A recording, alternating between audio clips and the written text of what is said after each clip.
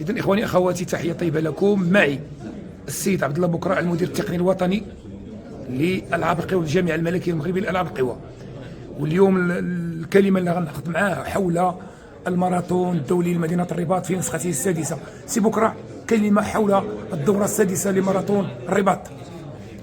كما كتعرف ماراثون الرباط عرف واحد الاشاع كبير وقوي، والحمد لله يعني الى حد الان يعني كاين عندنا 82 بروبوزيسيون ديال لي زاتليت اللي هما انترناسيونال، والحمد لله دابا لحد الان يعني مكونفيرمين 65 عداء وعداء ما بين الماراثون والسيمي ماراثون ذكورا واناثا.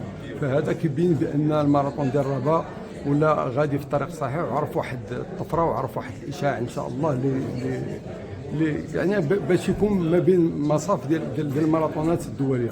وكما كتعرف اخ اوبا بانه مقبل على باش يحصل على ان شاء الله لابيل، ويعني وكتعرف بان لابيل كتطلب بان تكون عندك مشاركه من ناحيه الكم والكيف، والحمد لله حنا وصلنا من ناحيه الكم.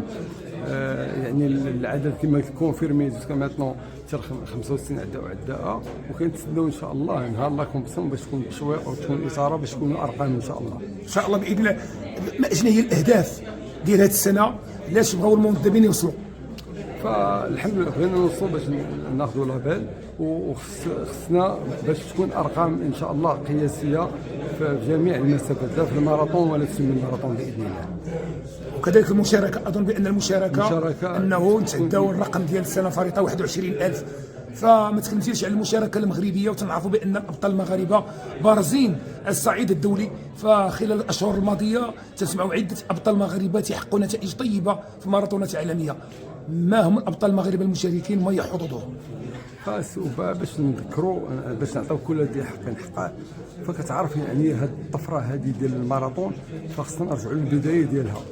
فإلا عقلتي قدينيا، فكنا دينا واحد 5 ديال العناصر اللي ديناهم شاركوا في قدينية بطولة العالم ديال السيمي ماراثون.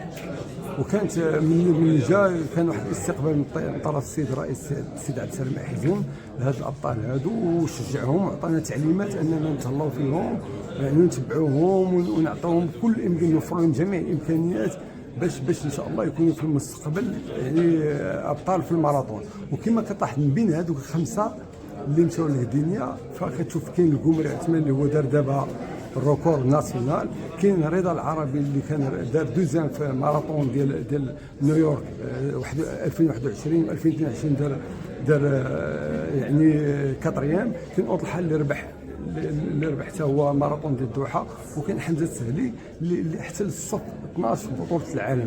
فيعني هنايا كما شفتي، وكانت حتى لا بريستاسيون كما شفتي ديال في طوكيو كيفاش المغاربه داروا داك السباق زياده على بطوله العالم ديال اوريغون. فيعني كنشوفوا بان كاين واحد الطفره الحمد لله، واللي مستقبلا ان شاء الله تعطينا نتيجه. سمعت بانه، ماشي سمعت وان اكيد على انه البطوله هي بطوله وطنيه، وسيتم اختيار من خلالها ايضا اختيار المنتخب الوطني المشارك ببطوله العالم بودابست.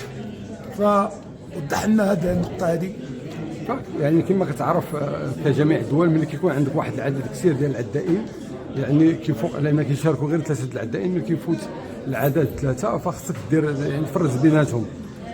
فهذه مناسبة، فاحنا درنا بان ماراثون دو غابا غيكون هو دائما ان شاء الله ابدا هو البطولة الوطنية لاختيار العناصر اللي غتمثل المغرب سواء في بطولة العالم او لا الالعاب الاولمبية.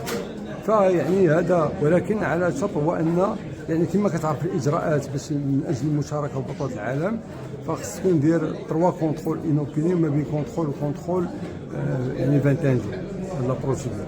سي بكرة، القمري عنده 2 5 4 عدائين، عندهم 2 6. الرقم السباق ديالنا 2 8 11. هل يمكن للمغربي تحطيم الرقم القياسي ديال ماراثون الرباط؟ فيعني احنا هذا الشيء علاش مراهنين على يعني انه يتحطم هذا الرقم، وخصوصا بوجود يعني هذه العناصر الوطنيه والعناصر الاجنبيه اللي جبناها باش تكون واحد التنافسيه كبيره. ولكن باش تكون كتعرف في المطاف، واخا رغم انه صعب، لان الا قارنتي راه قلتيها انت ديك النهار في المباشر ديالك، نيويورك تربح بدوزرويت وذاك العام تربح بدوزرويت، يعني هنا على حسب المطاف. ولكن ان شاء الله كاين دي ليفر، كاين ديال اليافا اللي جبناهم ان شاء الله باش تكون واحد التنافسيه وتكون ايقاع اكبر ان شاء الله. ان شاء الله نتمنوا لكم التوفيق والنجاح، ونتمنوا على اننا نشوفوا ماراثون ناجح تنظيميا تقنيا ويكونوا نتائج اللي تشرف مدينه الرباط. شكرا اخ بكراع، نتمنى لكم التوفيق.